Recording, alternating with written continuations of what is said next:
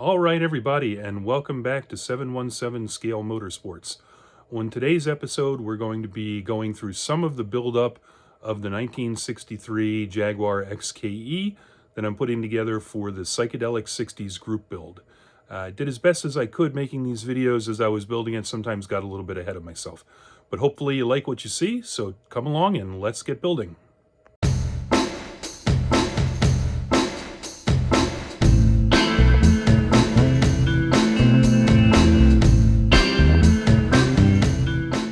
So here is the completed chassis and engine compartment on the Jaguar build. You can see the straight 6 engine we've got in there. Lots of paint detailing went into this to make this kind of pop. Lots of great little molded in details throughout this engine compartment, and also a number of tiny little delicate decals like you can see here on the air cleaner. I think that's the air cleaner. So that's really nice. Really happy with the way that turned out. You can see the light ivory interior, which is going to be the base color, and we're going to have a darker color for some of the interior as well. And if we turn this over, we can take a look at the underside. You can see the exhaust pipes there. Those turned out really nice, as well as those really detailed front and rear suspension pieces. I got a little touch-up painting to do here before this is done. I'm going to give this a light wash with some chrome, some silver I should say, to give it a little bit of a weathered, kind of used look, but otherwise pretty happy with the way this turned out. And we will go ahead and move on to working on the interior next. So I wanted to make a quick video to show how I was planning to do the wood grain on the steering wheel for the Jaguar. You can see that I've already started, and I've actually started off by using a razor saw to put a little bit of a wood grain on the steering wheel itself. Just scrape the razor saw along that just to put a little bit of, like I say, a little bit of grain pattern on there.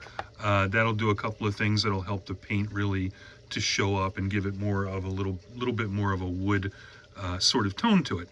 Now I started off with the Israeli Sand Surface Primer, which is a flat light tan, and I'm going to go ahead now and brush on just a light coat of the golden brown. And yes, this is Model Air. I am not going to airbrush this. I'm just going to give this a light dry brush coat. So let me do that and I will be right back. And here you can see the golden brown on the steering wheel.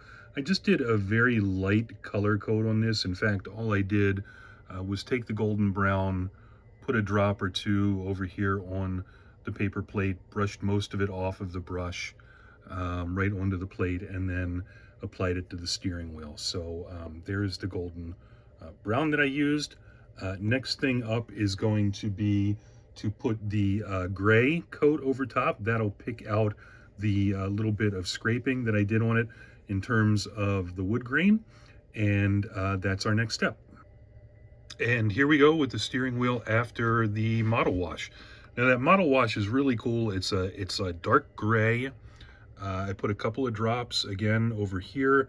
It's almost like water. It really is just a wash, and the idea is for it to pick up some of those highlights that we put on the steering wheel by scraping out some of that trim, or some of that wood grain pattern, I should say, with the razor saw. I also decided to take some of the Model Air Silver Metallic and do the center spokes of the steering wheel while I was in there. You can see that's in the process of drying in the middle there. We'll pop those holes open with a tiny, tiny, tiny little drill bit in a few minutes when that's dry. And then what I'm going to do is put some high gloss acrylic on the wood to make it look like it's been polished really well, and hopefully that turns out great.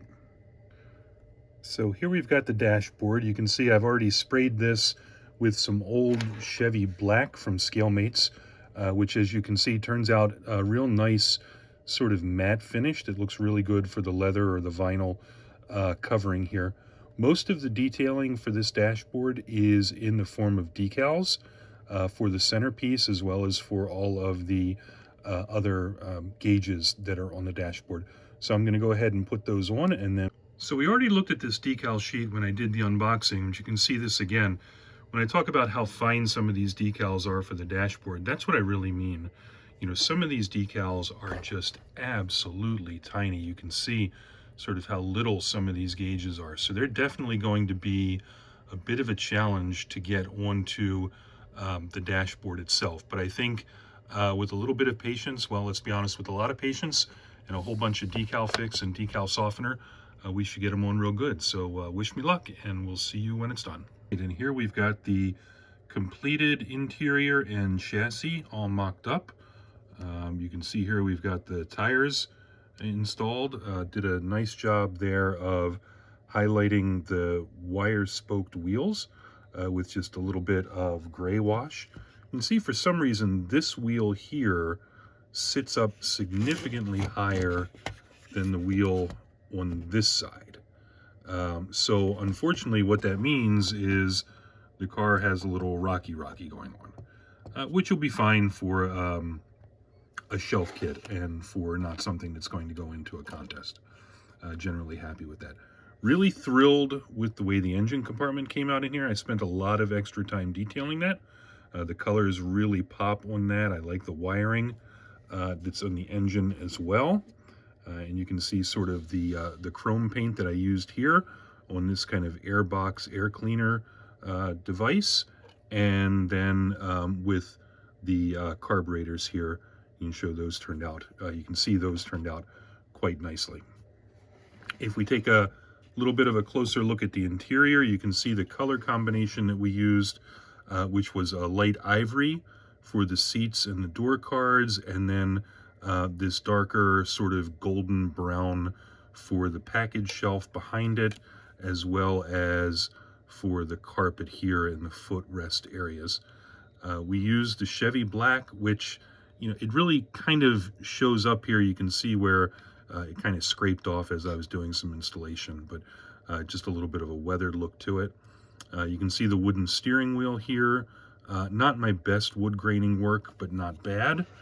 And if we just give you a heads-on look into the engine compartment, you can see that that decal in the center here around these gauges flattened out really nicely, as did the one for the radio, although that one kind of folded in on itself a little bit.